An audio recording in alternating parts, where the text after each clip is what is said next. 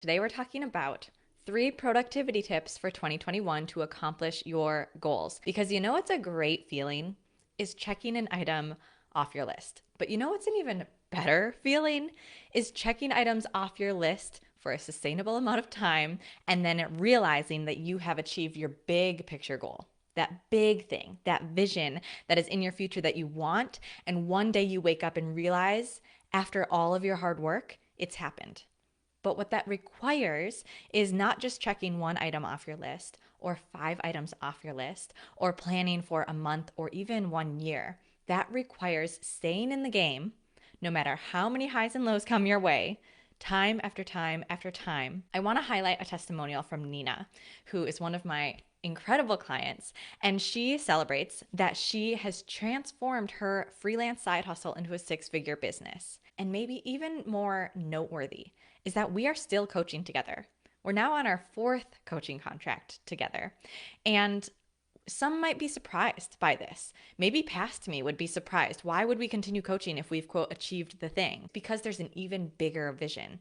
There's an even bigger goal. So what are these 3 things that I'm going to share with you today? The 3 productivity tips to accomplish your goals in 2021 and beyond are: create a vision, prioritize one per day, and embrace self-compassion. I'm going to share these, dive into not only what these are, but why they're important and how you can implement them into your goal attainment for 2021. All right, so let's start with this first one. Create a vision. Create a vision that you're going after, and don't just create it, taste it. Really detail it, really delineate what is this vision for you. Because when life gets challenging or when you reach one milestone that feels really good, it could be tempting to say, okay, this is it, this is good enough, this is fine. But if you have that vision in mind, that big picture thing that you're pursuing, and say, yeah, but that's what I actually want, that's even better, that's what we're working toward. That does not mean you can't celebrate the little milestones along the way, but holding that big vision is extremely important to persevere through the challenges and the milestones and the celebrations that we could otherwise settle for as fine, only to realize years later, I never actually went after what I really wanted to go after. How you can create a vision: there are a few different methods. One is visualization in the most basic form, right? Closing your eyes and just seeing what's there. But again, add detail to it. What are the tastes that are there? What are the smells? What does it look like? How do you feel? Who's around you? What colors are present?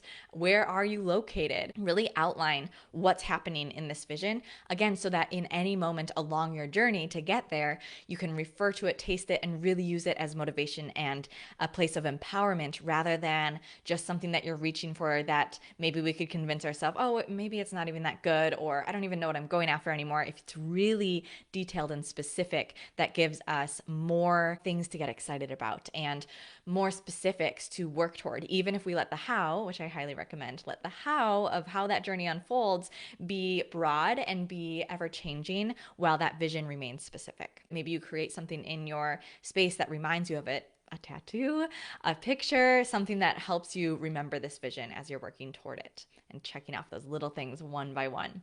The second is prioritize one per day. So as we check off things one by one, what do we check off? What do we do first? This comes down to prioritization, which is a common roadblock and challenge that I hear when I do workshops, for instance, on time management. So when I do this in the morning, and you can refer to my 5 prompts for a morning practice video that I've created in the past. I write my goal, so I have that top of mind, my big vision, and I have a sense of what's required to get there. But also I'm pausing and I'm saying, but what am I actually called to do today? What actually feels good today? And sometimes that surprises me. Sometimes that's something that seems, quote, big, right? Like finishing this project or getting all of these emails out to my clients or whatever it is. But sometimes it can be really small.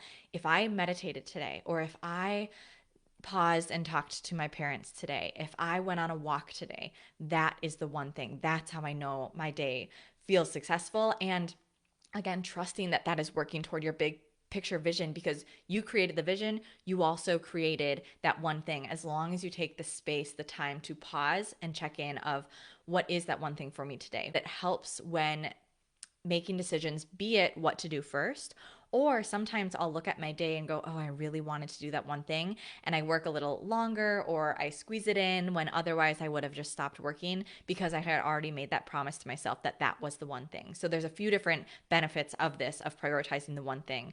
And you'll see for yourself when you apply it how it changes your workday and clarifies and simplifies what you are doing and ensuring that you are taking one step toward that big vision every single day. All right, the third is to embrace self-compassion. This is backed by the positive psychology literature. I spent a lot of time in graduate school diving into self-compassion, so you hear me talk about it a lot. And I start off this tip by saying it's backed by the literature and by a lot of studies, because it is our tendency to fight against this concept. It is our tendency to be self-critical, and we assume that being self-critical is the thing that will get us toward our goals, right? We need to punish ourselves. We need to be hard-minded. We need to grind. We need to hustle. And there's certainly a place for some of those things, maybe not the self-critical. There's certainly a place for that. But one of the biggest indicators of goal attainment is self-compassion, is to be compassionate to ourselves. And this goes back to the concept of this is a sustainable long-term thing. If you have this big picture vision, again, whether it's your 2021 goal or whether it's something in your future or whether it's what you want, the purpose for your life, that's not going to happen overnight. And that's, again, the good news. And so this is a long-term game. If we were critical to ourselves the entire journey toward that end result, how would that feel? And would we make it through? Or would we essentially beat ourselves down until we were exhausted or depleted or burnt out or just not happy? And that's likely the point of achieving this goal in the first place, is bettering yourself and bettering the world. And so the good news is self-compassion is the research-based way to get to your goals, and it also feels a heck of a lot better and allows for us to have sustainable goal attainment, not just one item for a month or just checking off items for a year until you finally make it to the end of 2021. And so a few elements of self-compassion. We have kindness, which is probably what you think of with self-compassion, but then also we have common humanity. So reminding ourselves that others around us are going through something very similar. That helps with the celebrations, that helps with the challenges, that helps with the roadblocks, that helps with the days when, for instance, yesterday, I spent all morning on YouTube and just vegged out. It was a work day, and so typically I wouldn't do that, but that's just what I was feeling.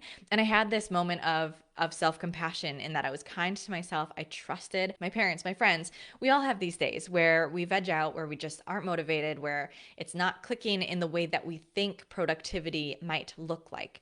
When in fact, these rest days, think of working out. Our physical bodies, we're often right now more in touch with our physical bodies than our mental well-being.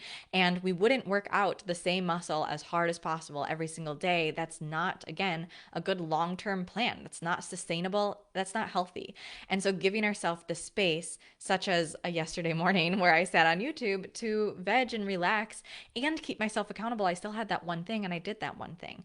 And so we can find the balance, and we can remember our humanity and our connection to others in those moments. And potentially that helps to propel us even further and motivate us even more to continue to pursue our goals. The last element is mindfulness. So it's to be mindful, whether it's in those type of situations where we realize that we're vegging out and we want to check in with, is this actually healthy, restful veg out, or is this, am I fearful or procrastinating or something that doesn't feel as helpful or beneficial or well for myself? Also to be mindful of celebrations. This is something I bring to the experience, to my group coaching program a lot, because we often don't celebrate, and celebration is one of the greatest ways to add fire to our mission, to our purpose, is to add in these little moments of, oh my gosh, I did the thing. I checked the item off the list. This amazing piece of magic happened today. This opportunity fell into my lap. And the more we can recognize and be mindful of those, the more energy and motivation and clarity and confidence we have that our goal is actually happening. Our big picture goal is coming to life. Our vision is happening because we can see it and we taste it, not only in returning to that vision, but also in our day-to-day and week-to-week celebrations. So there is the big picture of these 3 productivity tips. However, Obviously, there's a lot here. And if you want to dive into these tips and actually explore them and implement them in a place where you have accountability and you have support and you learn a little bit more, not only again about the what, the why, and a few ideas about how to implement them, but really have a grounded, held space for you to apply them and apply them in a way that really works for you, then I highly encourage you to check out the SN Experience. That's where we take all of these alignment practices, these practices based in positive psychology and coaching and yoga and real life experience of going after a goal and a life, a purpose that isn't fine. It isn't what should be, but it's what you deeply long for and desire. It's holding yourself in a community where that is the center point and that is what we're encouraging each other to do. And we're doing it by applying tips just like this. So check out the SN Experience if you're interested to not only learn about this, but to apply it into your life. You can learn more at yesandbymarin.com/experience. Go check it out. And there are some freebies there if you just want to get a taste of what's possible. Again, that's yesandbymarin.com. If you liked today's video, leave a comment, like wherever you are, and let me know what tip of the 3 feels most impactful for you, what one you're going to do first. Kind of utilizing that second tip of do one thing per day. Apply that to this. There are 3 different things. We went into detail about each of them, so maybe they feel a little bit overwhelming. What could you do in this moment or tomorrow that will help to implement this idea, implement these tips into your life in a way that feels simple rather than overwhelming? Because when we do it in that way, then we create change not just now, and we are productive not just in this moment, but over long term for 2020 and beyond. Thank you for joining for another Weekly Spark. I host these live on Facebook and on Instagram every Tuesday at 10:30 a.m. and repost them to YouTube and my blog, also podcast streaming services. So you have a lot of ways to check them out. And I hope you have a wonderful rest of your week. I will see you again next Tuesday.